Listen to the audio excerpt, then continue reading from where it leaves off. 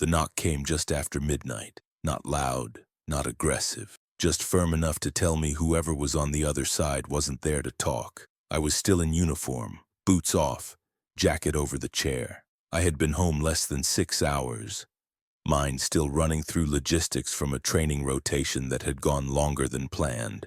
My wife had kissed me once, told me the girls were already asleep, said we'd talk in the morning. There was no morning. When I opened the door, there was no one standing there. Just a phone on the porch, screen lit, camera already recording. Before I tell you what happened next, subscribe the channel and let me know in the comments where are you watching from. It helps more than you know. I picked the phone up without hesitation. Hesitation gets people killed. The video played immediately. It showed my wife first, hands zip-tied, mouth taped, alive. Her eyes locked on the camera, wide but steady. She was trying to stay calm for the girls. She always did that. Then the camera tilted.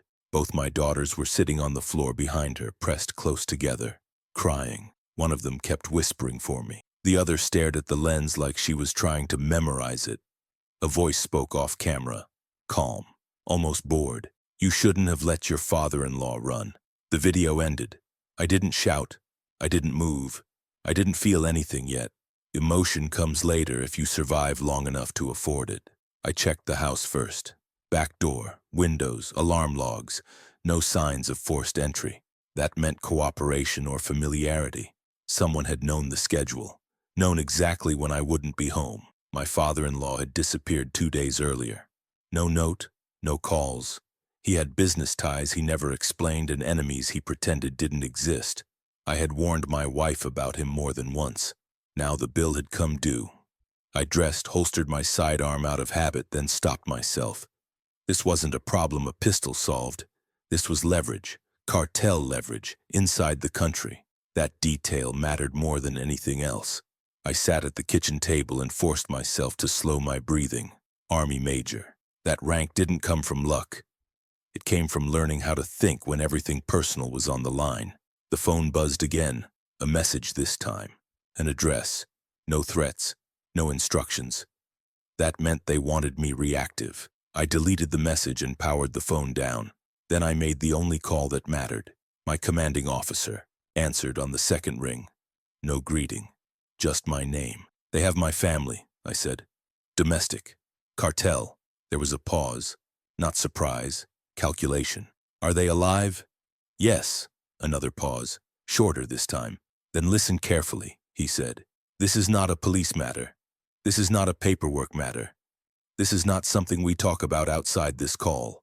I understand. You are still an Army Major, he continued. But what you do next doesn't exist on any roster. I understand. He exhaled once. Bring them home. The line went dead. I sat there alone in the kitchen, the house still holding the shape of my family like nothing had changed. 2 plates in the sink, a school bag by the door. One of my daughter's shoes kicked off where she always forgot it. The cartel had made a simple mistake. They thought taking my family would slow me down.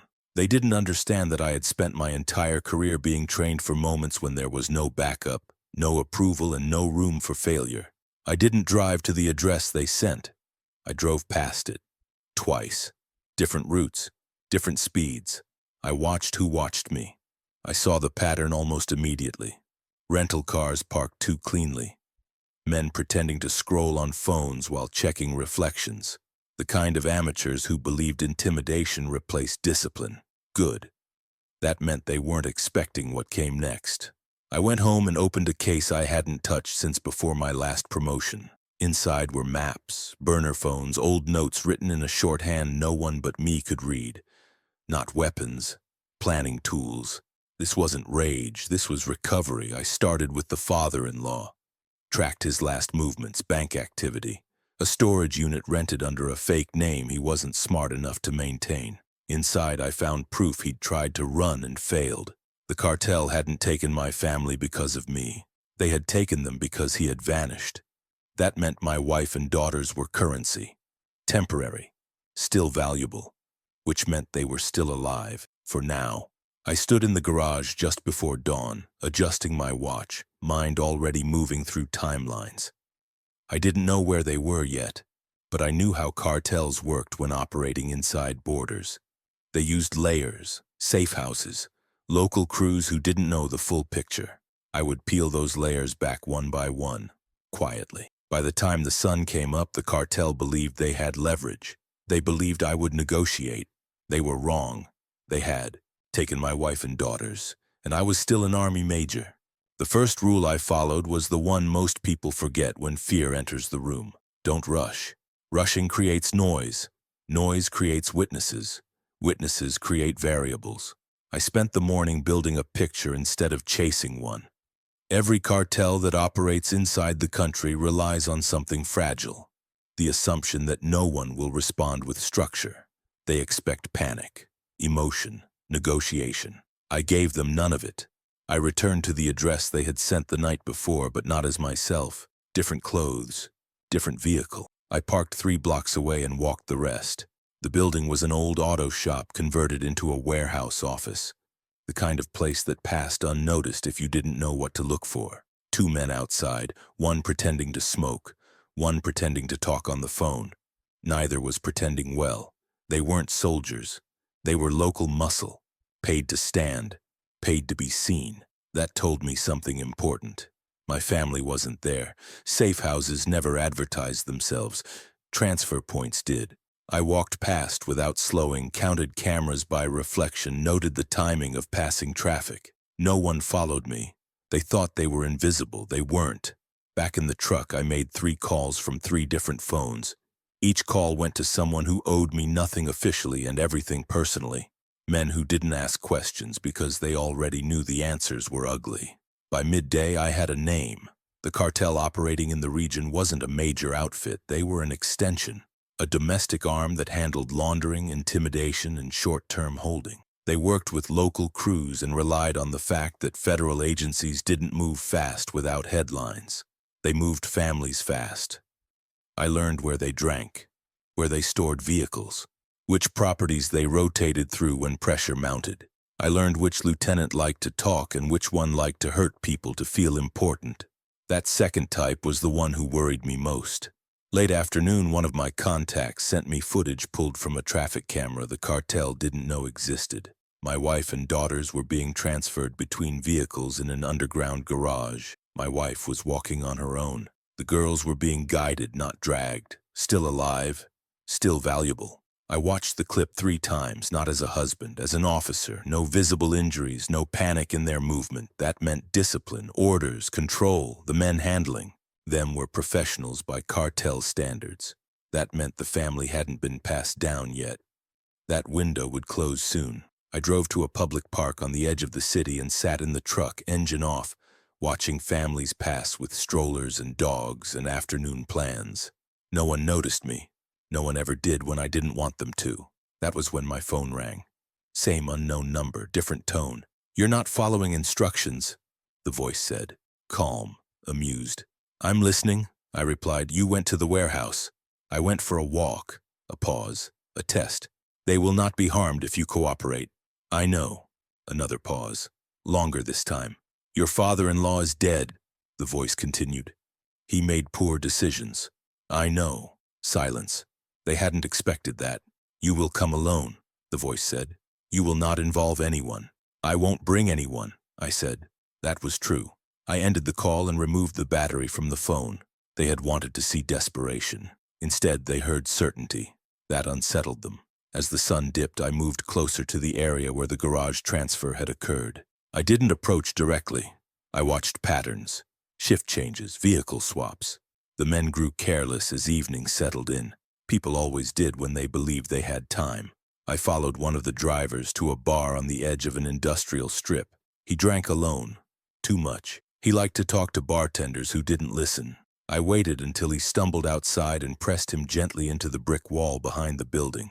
I didn't threaten him. I didn't raise my voice. I told him exactly what would happen if he lied, and exactly what would happen if he didn't. He believed me. That was the advantage of experience.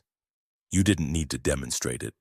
He gave me a location, not the final one, the staging house, where they waited for instructions, where they held people until leverage was confirmed. He didn't know the girls' names. That meant they were still assets. I left him alive, shaken, breathing. By nightfall, I stood across the street from a quiet suburban house with curtains drawn and lights kept low. 2 vehicles in the driveway, 1 inside the garage. I counted exits, sightlines, neighbors. My family was inside. I felt it then. Not panic, not rage. Focus narrowing into something sharp enough to cut. I didn't move yet, because once I did, there would be no more room for patience. I waited until the neighborhood went quiet enough to hear mistakes. Suburban streets lie better at night. Fewer engines, fewer excuses. Every sound belongs to someone, and if it doesn't belong, it stands out.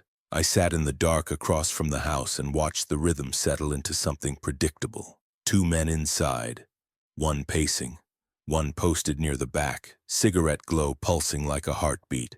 No kids visible in the windows. Curtains drawn, lights kept low. That meant compliance or sedation. Neither option was acceptable. I didn't rush the door. I didn't cut power. Both were dramatic and unnecessary. Instead, I waited for the small thing cartels never trained for: boredom. At just past 11, the back door opened. The smoker stepped into the yard, phone in hand. Attention split between a screen and the night. I crossed the street without sound, closed the distance, and took him down before his lungs knew to protest. No struggle, no noise. I dragged him into the shadow between hedges and listened to the house. Nothing changed. That told me the second man was distracted, watching something, drinking, talking. Good. I didn't tie the first one up. I didn't need to. I took what I needed and moved on. The back door was unlocked. Inside, the house smelled like reheated food and stale cologne. Shoes kicked off near the couch. A television murmured softly in the living room. The second man sat slouched forward, attention on the screen, weapon resting beside him instead of in his hands. That told me everything about how seriously they took this. I ended it quickly and without spectacle. Then I checked the rooms. My wife was in the master bedroom, seated on the bed, wrists bound but loose enough to tell me she hadn't been fighting recently. Her eyes met mine and held. She didn't scream. She didn't cry. She knew better. The girls were in the next room, together, awake, frightened but intact. That was the moment I allowed myself one breath.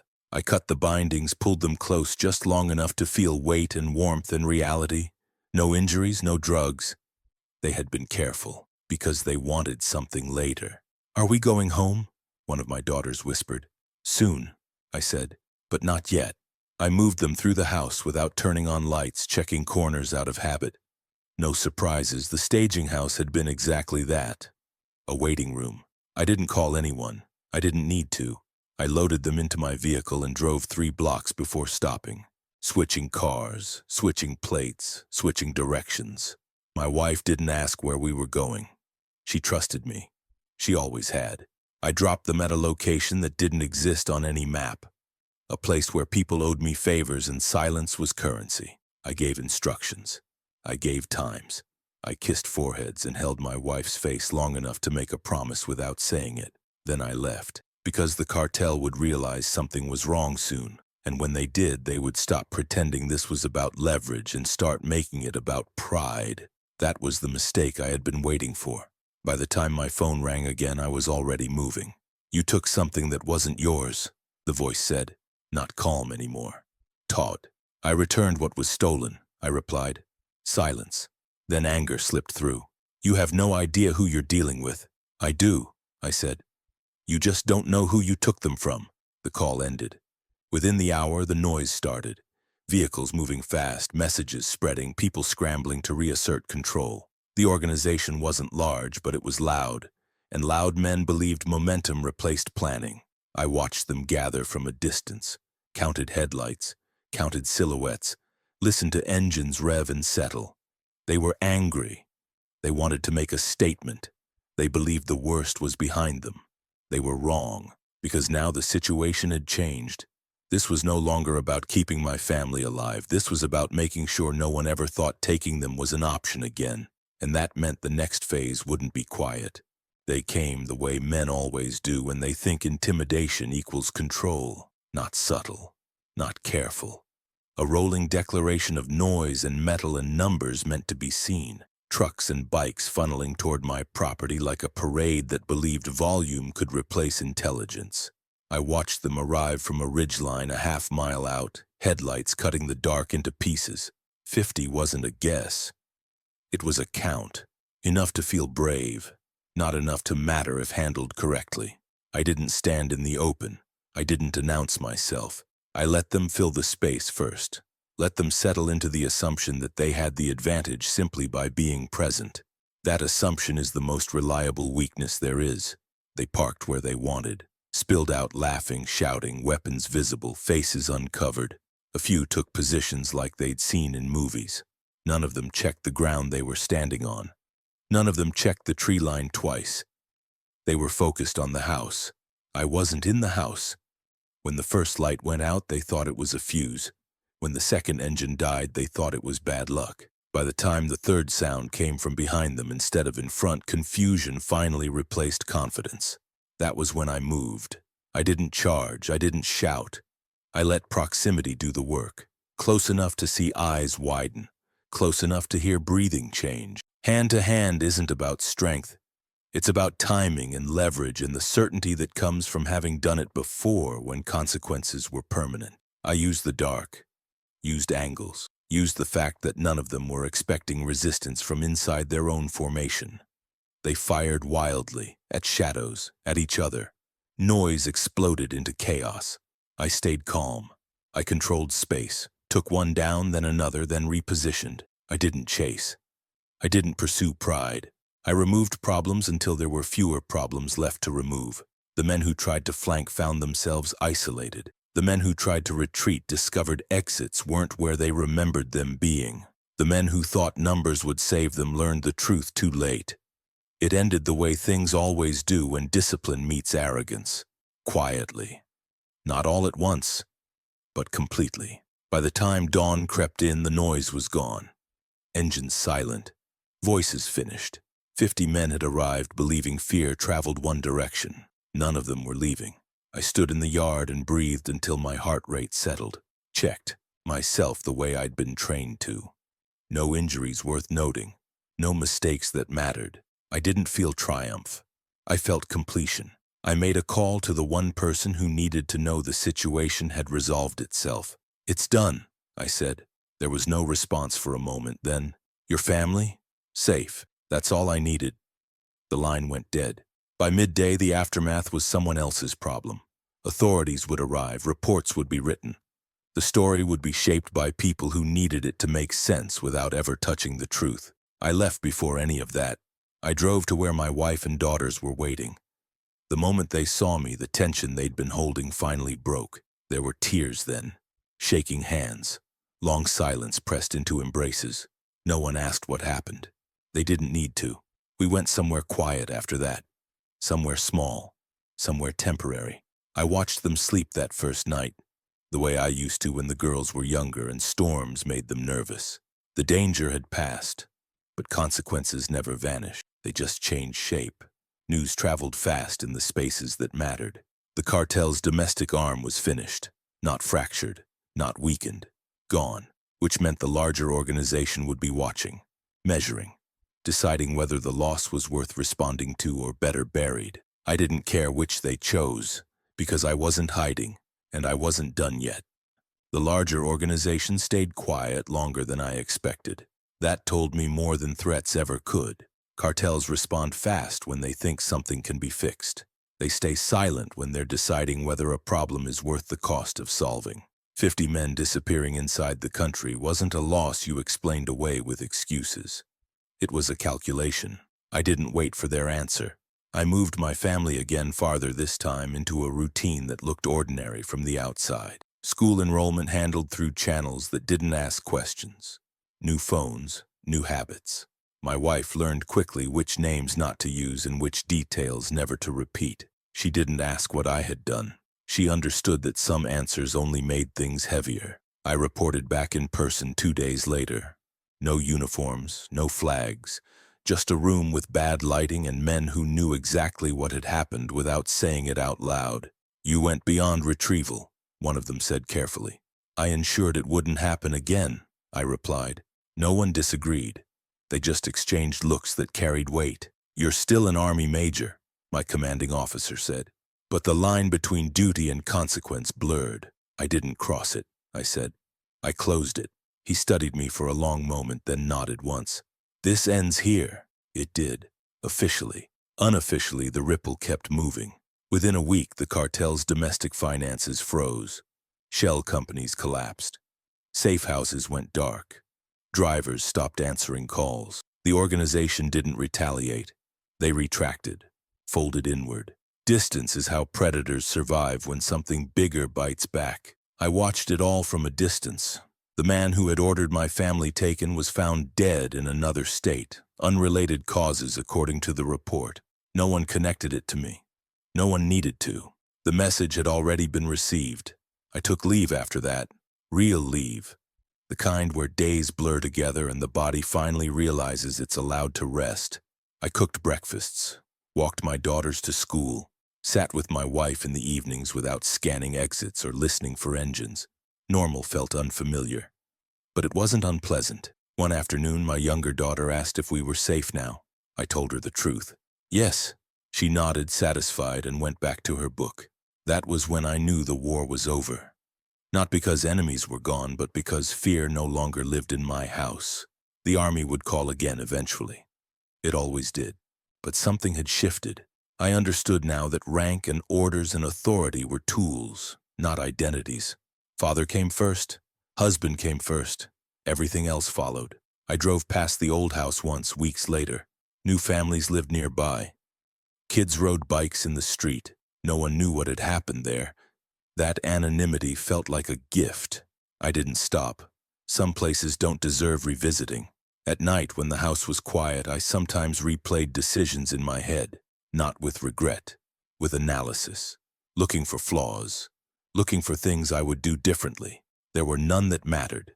The cartel had wanted leverage. They had chosen the wrong pressure point. I had done what I was trained to do when systems failed and time mattered. I had brought my family home. I had ensured no one else would try to use them again. The world didn't applaud. It moved on. That was fine, because I knew something they didn't. Some wars end loudly. Others end when the right man decides there will be no sequel. Time doesn't rush back in after something like that. It returns slowly in pieces, testing whether it's welcome. We stayed where we were longer than necessary, not hiding, settling. My wife planted herbs on the windowsill. The girls argued about music again. Ordinary disagreements replaced whispered conversations and locked doors. That was how I knew it was really over. I returned to base quietly. No ceremony. No questions asked out loud. My file didn't change. My responsibilities didn't either. But the looks did. The ones that said people knew something had happened and were smart enough not to ask what. Rank gives you authority. Silence gives you distance. I carried both. There were nights I woke before dawn, habit pulling me out of sleep like a reflex. I would sit at the edge of the bed and listen. No engines, no footsteps, just the house breathing around me. Those mornings I made coffee and waited for the sun. The cartel never reached out again. Not indirectly. Not through warnings. Not through displays meant to test resolve. Their domestic network was gone, and whatever remained understood the lesson without needing it repeated. Violence doesn't always escalate. Sometimes it cauterizes. I took my daughters fishing one weekend, not at a lake like the one they'd been held near. Somewhere open, busy, safe. They talked and laughed and argued about who caught the first fish. My wife watched from the bank, arms folded, eyes soft. I stood there with a rod in my hand and realized something important. I hadn't won anything. I had preserved something. There's a difference. I never told my daughters the full story. They didn't need it. They knew enough to understand that bad men had made bad choices and that those choices had consequences. That was all the truth they required. Children don't need details. They need certainty. Months passed. Life layered itself over the memory without erasing it. That's how survival works. You don't forget. You integrate. I stayed an Army major, continued the job, trained others, signed papers, made decisions that mattered to people I would never meet. I did it with the same discipline I always had, but something had changed underneath.